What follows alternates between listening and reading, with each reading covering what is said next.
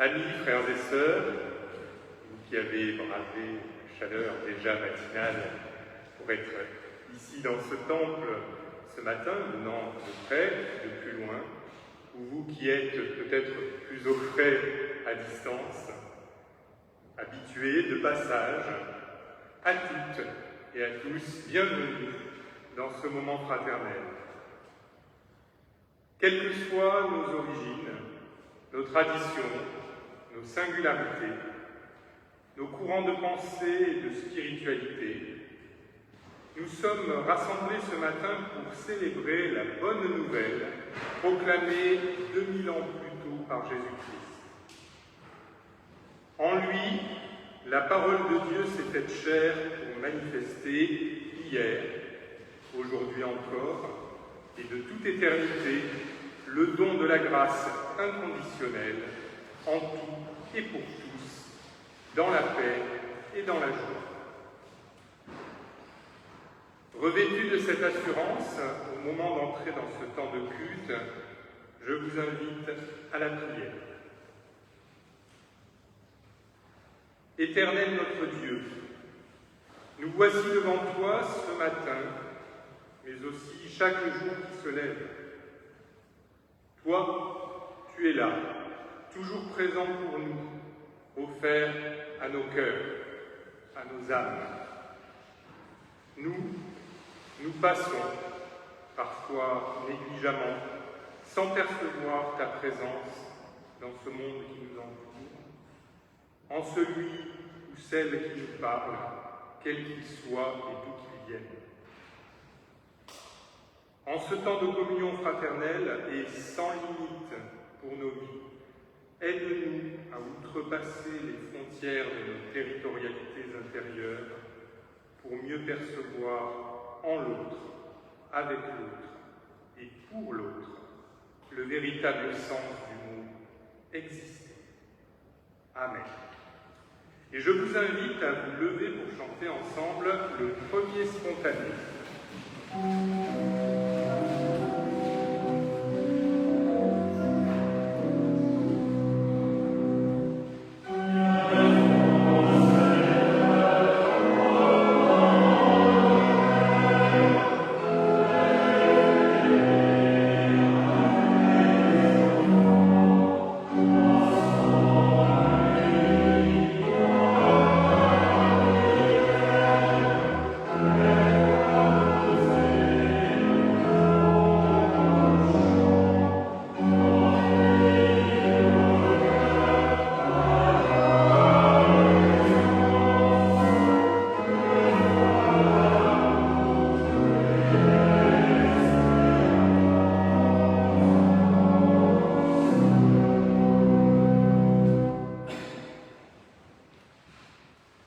Et nous restons debout pour entendre la louange par les versets 4 à 9 du psaume 98. Poussez des cris de joie en l'honneur de l'Éternel, habitants de la terre. Faites éclater votre allégresse et chantez. Chantez en l'honneur de l'Éternel avec la harpe au son de tous les instruments, au son des trompettes et du cor. Poussez des cris de joie en présence du roi, de l'Éternel. Que la mer retentisse avec tout ce qu'elle contient, le monde et ceux qui l'habitent. Que les fleuves battent des mains, qu'avec eux les montagnes poussent des cris de joie devant l'Éternel, car il vient pour juger la terre, il jugera le monde avec justice et les peuples avec droiture. Et nous poursuivons notre louange par le chant du psaume 24, La terre au Seigneur appartient, les strophes 1 à 4.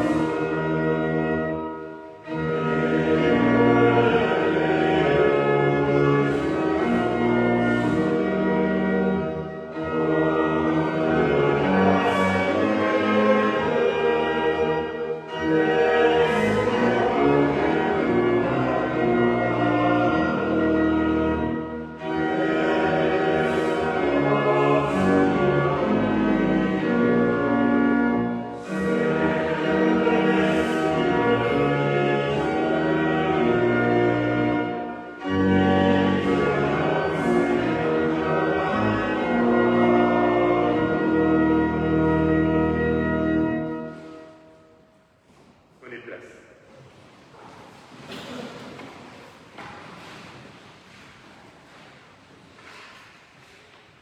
Écoutons la parole de Dieu, la volonté de Dieu, pour nos vies, par ces mots de l'apôtre Paul, bien connus, dans l'Épître aux Galates, chapitre 3, donc les versets 27 à 28.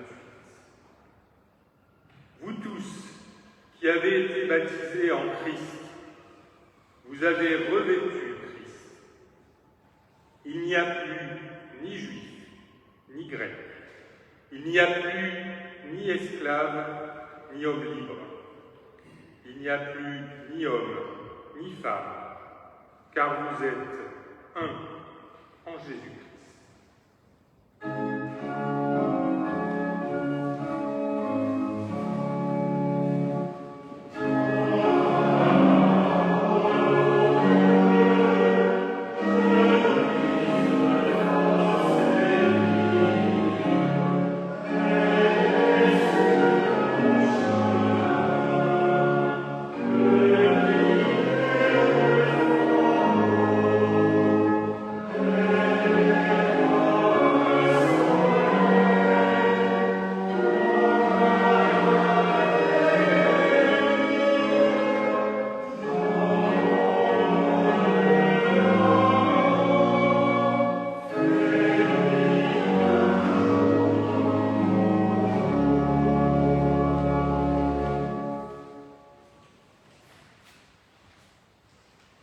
Rassemblons-nous maintenant dans la prière de repentance d'après des mots de Lita Bassé.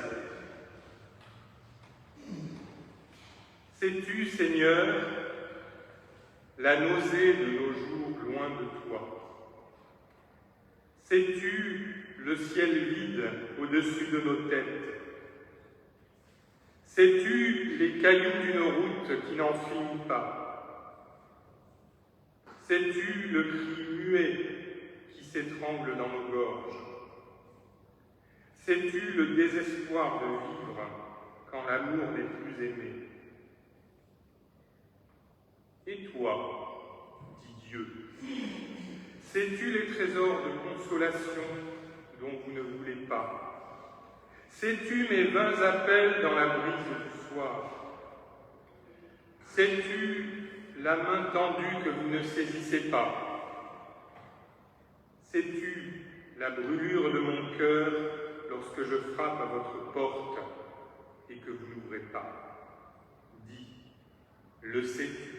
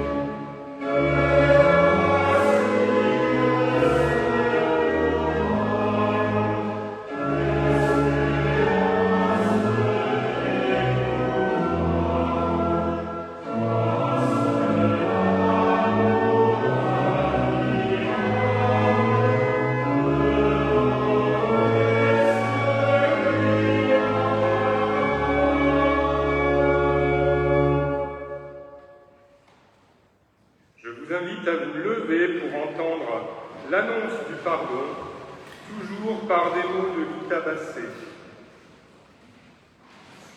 Il n'est jamais trop tard pour Dieu. Il ne fait jamais trop sombre pour Dieu. Nul n'est jamais perdu pour Dieu. Rien ni personne ne prendra jamais notre place en sa maison. Il nous attend, il nous attendra encore, le temps qu'il faudra. Cette fois, nous savons où aller. Nous mettrons nos pas dans ceux du ressuscité. Et déjà, la fête commence. Elle durera pour l'éternité. Car c'est moi, dit l'Éternel, c'est moi qui vous réconforte, chacun, ensemble, afin que votre joie soit parfaite.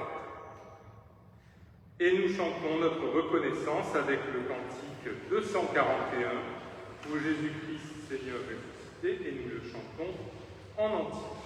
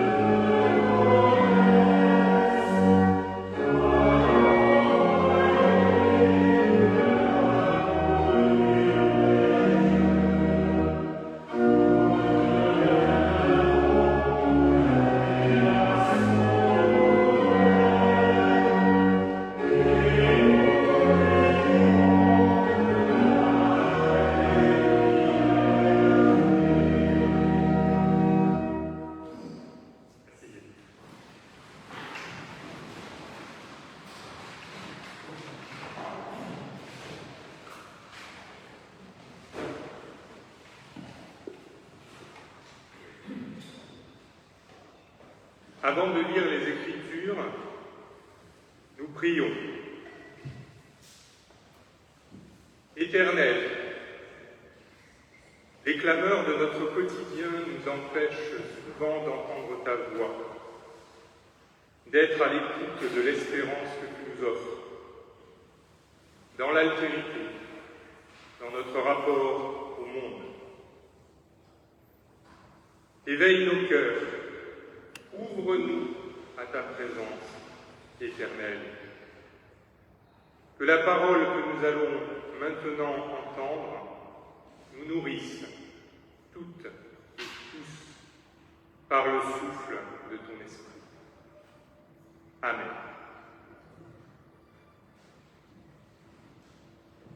Nous lirons ce matin dans l'Évangile selon Matthieu, chapitre 15, les versets 21 à 28.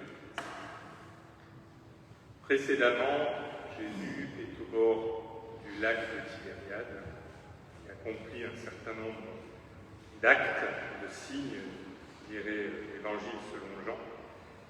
Et donc là, le verset 21 commence ainsi. Jésus étant parti de là, il se retira dans le territoire de Tyr et de Sidon. Et voici, une femme cananéenne qui venait de ces contrées lui cria « Aie pitié de moi, Seigneur, fils de David, ma fille est cruellement tourmentée par le démon.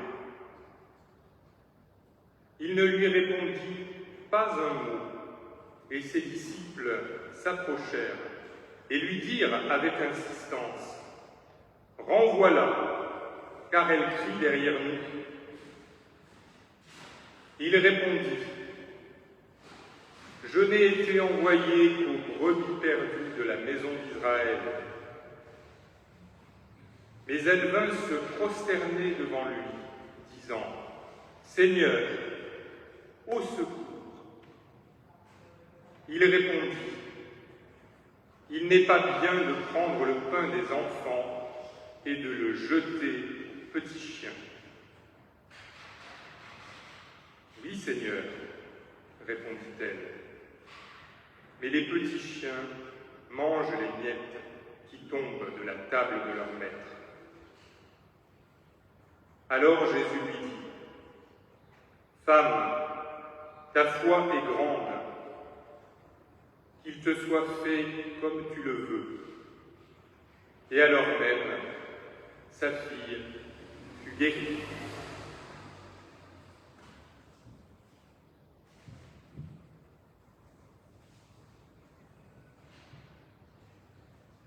La lecture de cet épisode ne peut que balayer la représentation idéalisée d'un Jésus de douceur, tout en affabilité et en délicatesse.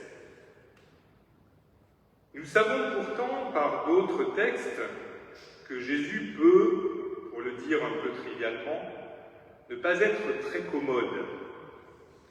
Lorsqu'il rabroue assez sèchement sa propre mère à Cana, lorsqu'il traite Pierre de Satan, se fâche après le lépreux qui lui demande s'il veut bien le guérir, maudit le figuier près de l'entrée de Jérusalem, et sans oublier évidemment sa violente colère contre les marchands dans l'enceinte du temple. Et puis, ceux qui en prennent régulièrement pour leur grade aussi, ce sont les pharisiens, envers qui Jésus ne mâche pas ses mots. Hypocrite, guide aveugle, engeance de vipère, et j'en passe. Pas étonnant que leur relation ne soit guère amicale et vouée à s'achever sur le mode dramatique que l'on sait. Jésus peut en tout cas avoir le verbe haut et assez explosif. Et jusque-là, c'est toujours en réaction vive, mais ô combien compréhensible, à l'injustice ou à l'étroitesse de cœur et d'esprit. Nous pouvons aussi concevoir que dans la position de Jésus, porteur d'un message révolutionnaire pour son temps et son milieu, il vaut sans doute mieux avoir du caractère. Mais dans le récit que nous venons d'entendre, c'est pourtant très différent, avec une communication bonnement sidérante et, convenons-en, spontanément assez choquante. Précédemment, dans le Sermon sur la montagne, Jésus a redéfini la notion de prochain et fait retentir le coup de tonnerre de l'universalité de la grâce. Matthieu nous raconte aussi la guérison des démoniaques de Gadara ou Gézara en terre païenne.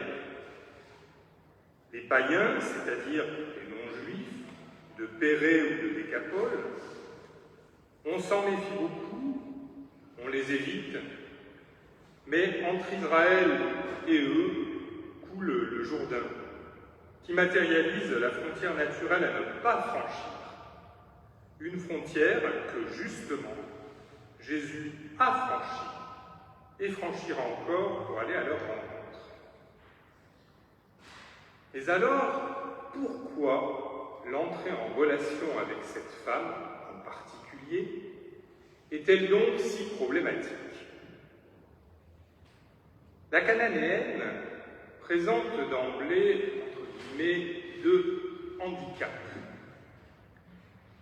Elle est femme, ce qui n'est pas la moindre des difficultés dans les sociétés patriarcales du Levant au 1er siècle, et d'autre part, elle est cananéenne, descendante de ceux qui occupaient la terre d'Israël avant l'arrivée des Hébreux sortant du désert, descendante de ce petit-fils maudit par Noé s'éveillant de son ivresse, descendante de ce peuple assurément considéré comme archaïque et païen, parfois qualifié de chien dans les écrits juifs. Archaïque et païen, ni plus ni moins, me direz-vous, que les peuples de Transjordanie, dont Jésus semble pourtant faire cas, en dépit de schémas socioculturels et religieux réticents. Mais il faut ajouter à cela que c'est dans le territoire de Tyr et de Sidon que vit et peut-être est née cette femme. Un territoire où, précision utile tout de même, Jésus se rend de son propre chef. Personne ne l'y oblige, personne ne l'y contraint.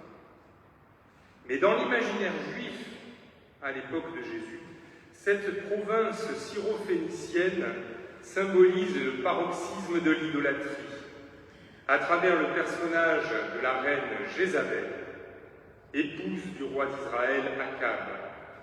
Jézabel homicide, Jézabel sacrifiant au dieu Baal, Jézabel que le sort funeste fera dévorer par ses propres chiens, dont l'histoire ne dit pas s'ils venaient de Canaan d'ailleurs. La protagoniste de ce récit concentre donc tout ce qui peut produire dans la société israélite de son époque non seulement du mépris, mais aussi une profonde détestation. De cette empreinte, il serait naïf de croire que l'humain Jésus n'est pas marqué, même superficiellement. Fatigué, perturbé peut-être, son cousin Jean vient d'être mis à mort, tendu certainement, ce à quoi Jésus se laisse ici aller assez spontanément n'est rien d'autre que l'expression des préjugés de son milieu et de son temps dans une sémantique, certes franchement violente. En s'adressant comme elle le fait à Jésus, homme et juif, cette femme prend un risque. Elle en est certainement consciente, mais elle n'a pas vraiment le choix. Celui dont on dit qu'il est le Messie est désormais son seul espoir. S'il n'intervient pas, sa fille, cruellement tourmentée par le démon, va certainement finir par en mourir. Cette femme, d'abord, crie. Pire encore, littéralement en grec, elle aboie, comme un cri rauque aux frontières de l'humanité.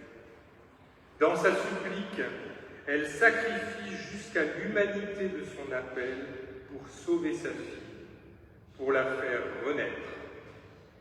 Aie pitié de moi, Seigneur, fils de David. Que fait Jésus? Rien. En parler jeune d'aujourd'hui, il ne la calcule même pas.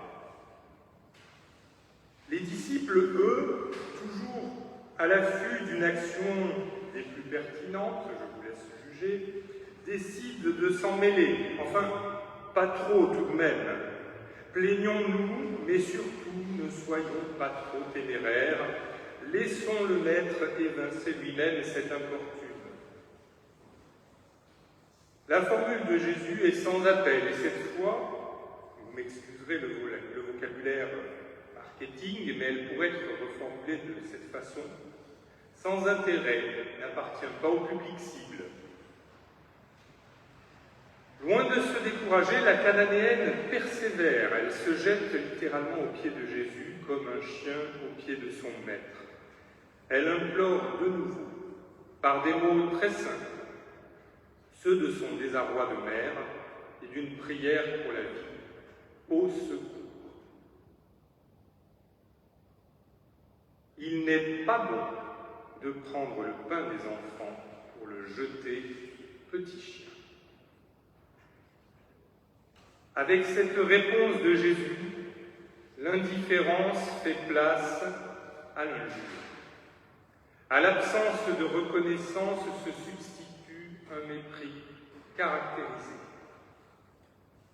L'idée de supériorité du peuple élu est flagrante, et le mot kunaria, qui désigne un petit chien en grec, dans des temps où le chien n'a de fonction domestique qu'à la garde et à la chasse, insiste d'autant plus sur la dédaignable inutilité de cette femme et de ses origines.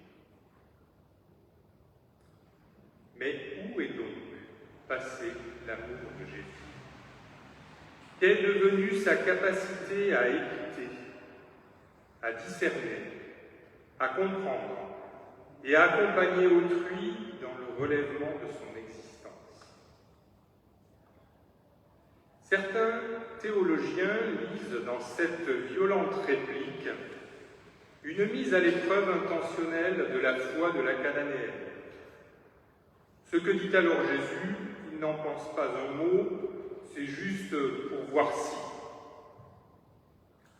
De ma très modeste place, cette hypothèse, je ne peux et ne veux y souscrire. Jésus n'est pas là pour nous éprouver comme un jury d'examen ou l'animateur d'un jeu douteux.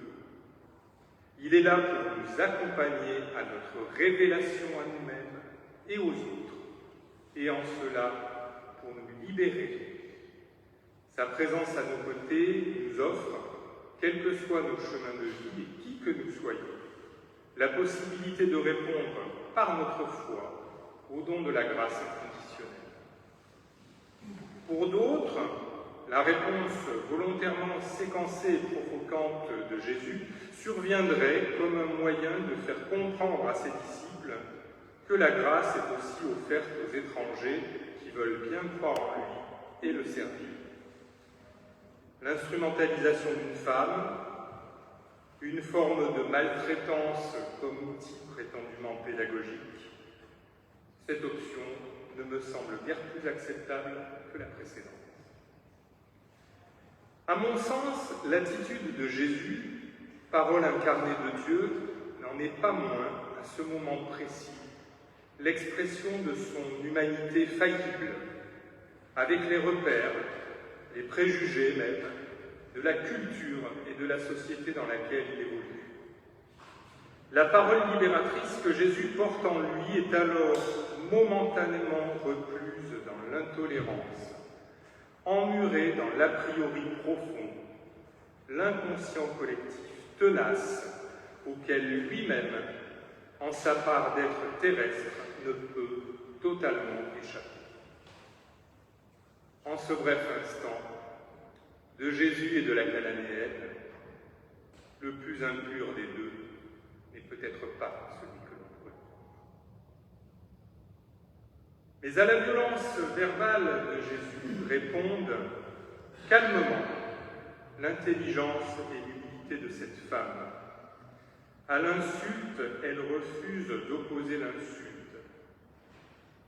Elle reformule sa souffrance et son besoin, modestement, avec confiance.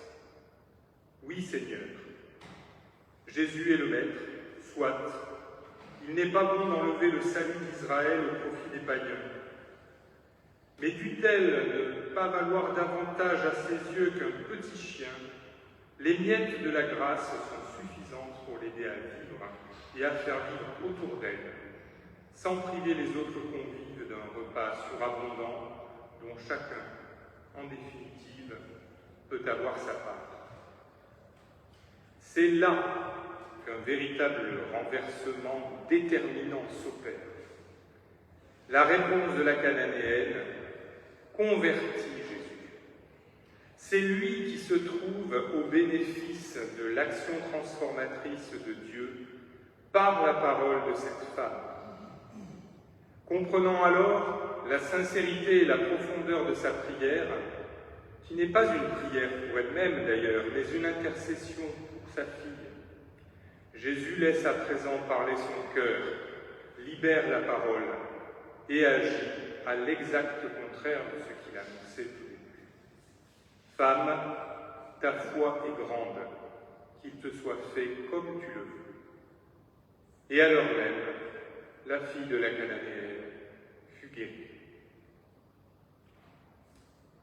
Si l'on ne peut que se réjouir d'un tel revirement et de son effet, il me semble toutefois essentiel d'anticiper 3 risques interprétatifs majeurs. Tout d'abord, l'insistance de la Cananéenne n'est pas l'unique clé de son exaucement. Du reste, à aucun moment, le récit ne qualifie sa persévérance. Les seuls dont il est dit qu'ils sont insistants, à faire renvoyer cette femme d'ailleurs, ce sont les disciples. Ensuite, ce n'est pas seulement parce que la Cananéenne parle bien que Jésus reçoit sa détresse. Lui qui guérit des personnes qui ne lui ont rien demandé ou ne pouvaient tout bonnement pas le faire. Je pense en particulier aux sourds-muets de la Décapole dans l'évangile de Marc. La guérison de la fille de la Cananéenne ne saurait donc être mise sur le compte ni du quantitatif, ni du qualitatif de la démarche de sa mère. La simplicité, la spontanéité, l'authenticité et la non-violence de la Cananéenne disqualifient d'emblée les éventuels partisans du « quand on veut, on peut » ou de l'idée conjointe d'un mérite quelconque. Enfin, cet épisode isolé ne saurait suffire à marquer Jésus du sceau de la xénophobie. Ce Jésus-là, qui nous heurte, ne nous dit rien de moins, ne nous donne rien de moins à voir que les personnes que nous sommes, nous aussi, souvent bien malgré nous. Il n'est pas nécessaire d'aller au désert pour y rencontrer les démons de l'exclusion et du jugement. Comme chez Jésus à cet instant, il s'exprime parfois par nous, échappant à toute maîtrise, au détour d'une parole, d'un geste, d'un regard ou de leur absence, qui peuvent nous sembler anodins, mais n'en sont pas moins d'une violence inouïe. Là où l'humain Jésus répond à l'intercession par un discours de frontière, enraciné dans un inconscient collectif, hélas toujours puissant, teinté d'exclusivité sociale et religieuse, la Cananéenne témoigne d'une volonté essentielle de vivre et de faire vivre, et fait ainsi basculer la situation. Et peut-être est-ce là, finalement, la bonne nouvelle de ce récit pour nous aujourd'hui. Notre monde contemporain, s'il se veut hyper circulant et hyper communicant, n'en est pas moins saturé de frontières entre les peuples, les cultures, les religions, les opinions, mais aussi ces frontières intérieures que nous dressons au fond de nous-mêmes, face à ceux dont l'altérité, parfois très différente, peut bousculer notre confort. Nous pensons parfois savoir qui mérite notre attention, notre solidarité, et qui peut rester à la porte. La foi de la Cananéenne ouvre, à l'inverse, un chemin de non-violence et de relation, là où l'exclusion semblait avoir le dernier mot. Voilà sans doute la conversion à laquelle cet extrait de l'Évangile nous appelle à notre tour. Accepter que nos certitudes, jusque dans notre identité profonde et inconsciente, soient déplacées, transformées par la parole que l'autre nous adresse dans sa singularité et dans sa richesse. Ceci, gardons-le en nos cœurs et surtout, agissons. Car chaque fois qu'une frontière, fût-elle symbolique, tombe au bénéfice de la vie, chaque fois qu'un être humain est enfin reconnu dans sa pleine dignité, chaque fois que l'écoute l'emporte sur le rejet, le royaume de Dieu se rapproche un peu plus de nous. Amen.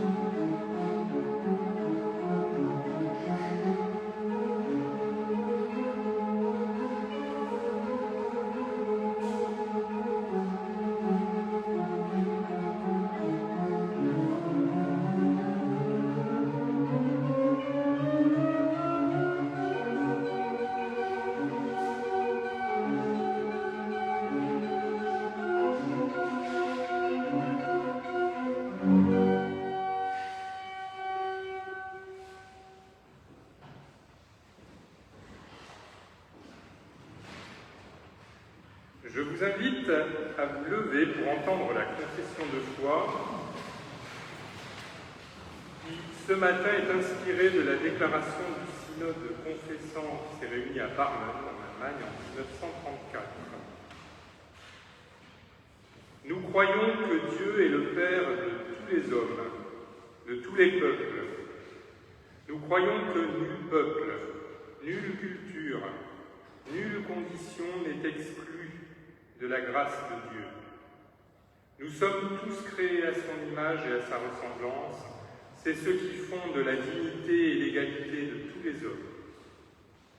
Dieu, le Père, a donné la terre à tous et pour tous. C'est ce qui fonde la solidarité. Les biens de la création doivent affluer dans les mains de tous. C'est le plus sûr chemin de la paix, car la paix est le fruit de la justice. Nous croyons que Jésus-Christ est la parole incarnée du Père qui nous convertit, comme en son humaine condition, lui-même s'est parfois laissé convertir. Nous croyons que Jésus-Christ, par sa vie et ses paroles, nous dit qui est l'humain. Il nous montre que la foi peut surgir de l'inattendu de la rencontre, que la grâce peut nous rejoindre par la voie de l'autre, et que nul ne détient à lui seul les contours du royaume. Nous croyons que l'Esprit est esprit de liberté, de tolérance, de justice et de paix, qu'il accueille au lieu d'exclure, qu'il respecte au lieu de condamner, qu'il ouvre les portes et ne les ferme pas.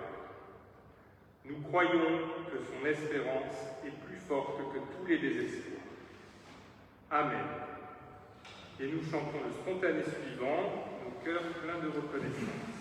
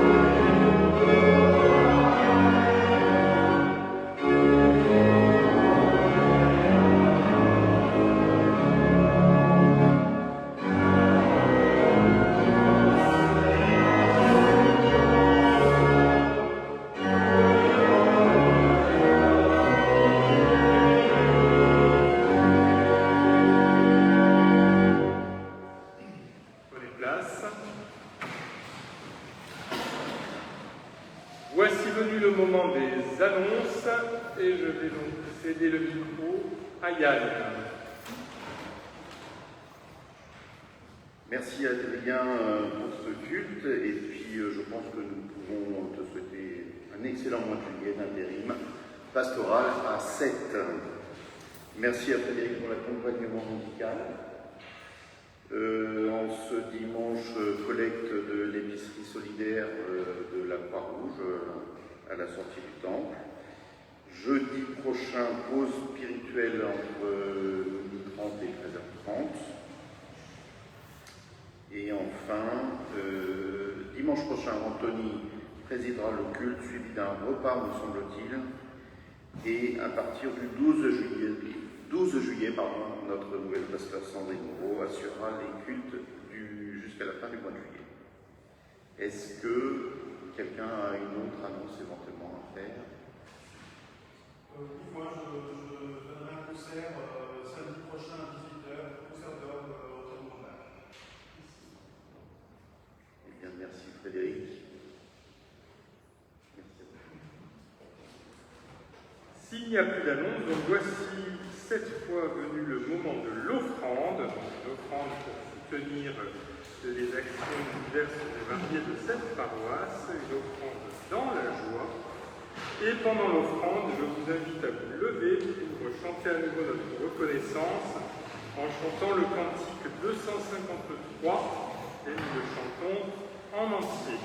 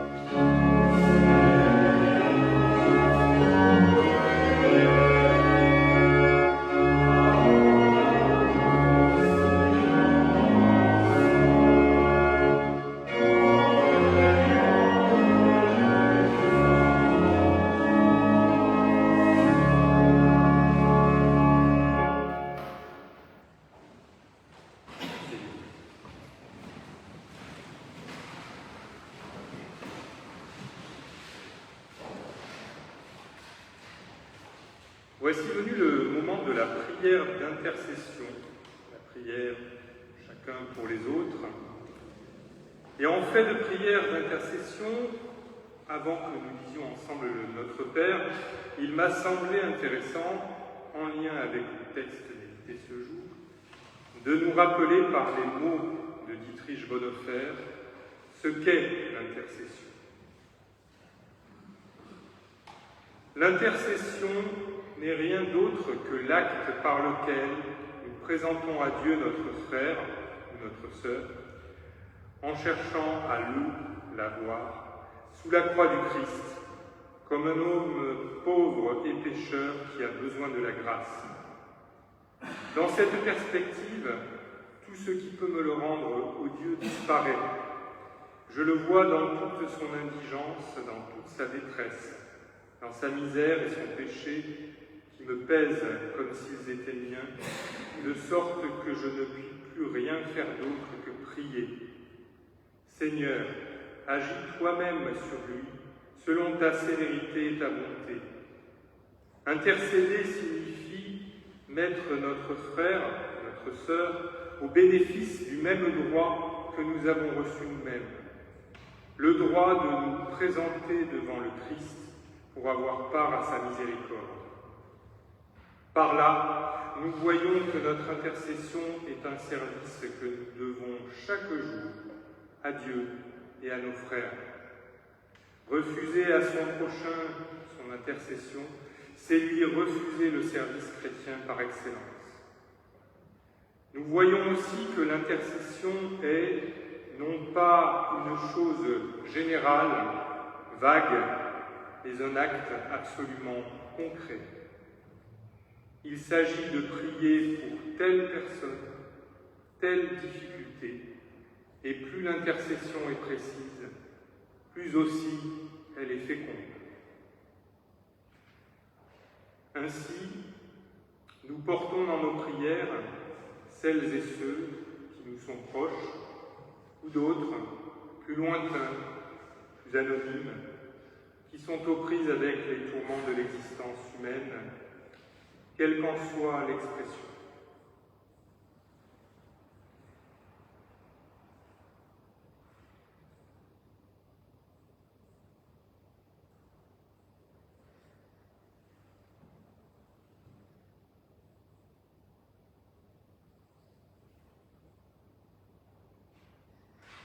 Et nous pouvons prononcer à voix haute, dans notre intériorité, la prière que Jésus a enseignée à ses disciples. Notre Père qui es aux cieux, que ton nom soit sanctifié, que ton règne vienne, que ta volonté soit faite sur la terre comme au ciel. Donne-nous aujourd'hui notre pain de ce jour. Pardonne-nous nos offenses comme pardonnons aussi à ceux qui nous ont offensés. Ne nous laisse pas entrer en tentation, mais délivre-nous du mal, car c'est à toi qu'appartiennent le règne, la puissance et la gloire pour les siècles des siècles. Amen. Je vous invite maintenant à vous lever pour entendre l'exhortation, après laquelle nous chantons le dernier spontané, et ensuite viendra la bénédiction.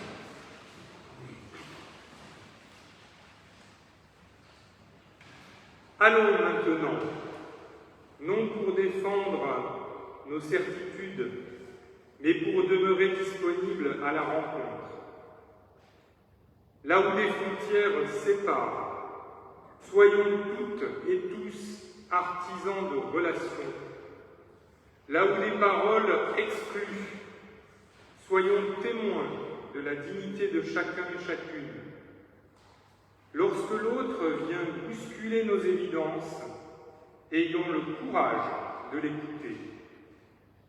C'est parfois par sa voix que Dieu nous appelle à grandir.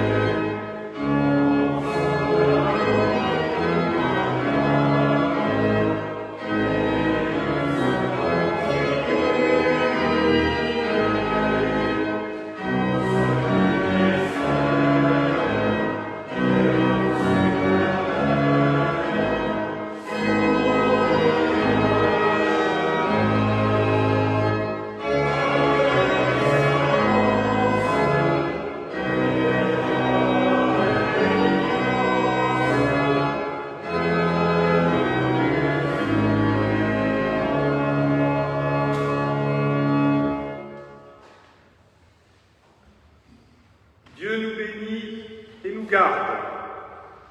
Il nous offre la possibilité d'un regard assez large pour reconnaître en chaque être humain un prochain. Et une espérance assez forte pour franchir les frontières de la peur et du rejet. Que la paix de Dieu, plus vaste que nos appartenances, plus forte que nos divisions, demeure avec nous, aujourd'hui et toujours. Amen.